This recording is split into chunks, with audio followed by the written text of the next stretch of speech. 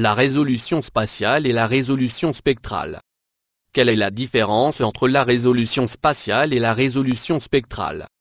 La résolution spatiale est une mesure de la façon dont les objets sont détaillés dans une image en fonction des pixels.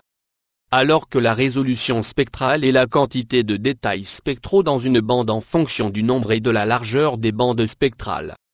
Entrons dans les deux concepts de résolution d'image avec un peu plus de détails.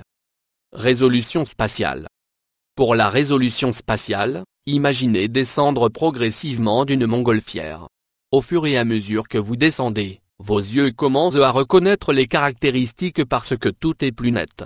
Pour tout type de capteur, cela signifie que la résolution spatiale devient plus fine. La résolution spatiale est le détail en pixels d'une image.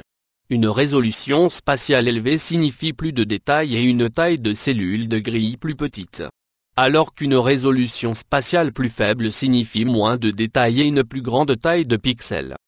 En règle générale, les drones capturent des images avec l'une des résolutions spatiales les plus élevées.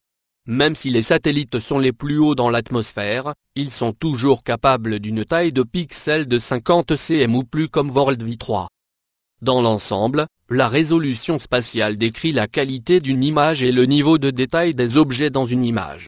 Si les cellules de la grille sont plus petites, cela signifie que la résolution spatiale a plus de détails avec plus de pixels. Résolution spectrale. La résolution spectrale décrit la quantité de détails spectraux dans une bande. Une résolution spectrale élevée signifie que ces bandes sont plus étroites.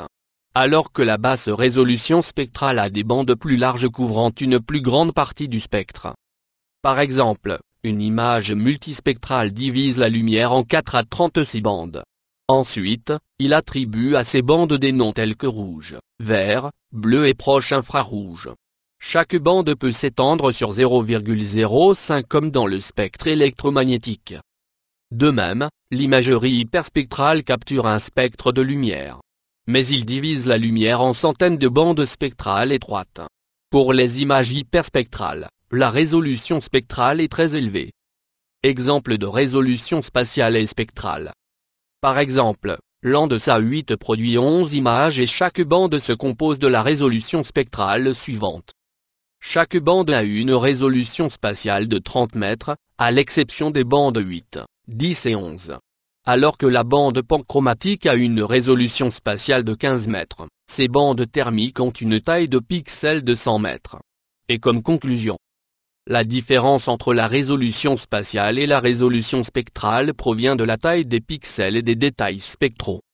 La résolution spectrale décrit la quantité de détails spectraux dans chaque bande, comme l'imagerie hyperspectrale ou multispectrale.